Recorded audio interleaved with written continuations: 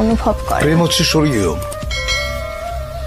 এইটা মানুষের ভেতরে প্রেমের যে অনুভূতি, এটা পবিত্র এবং স্বর্গীয়।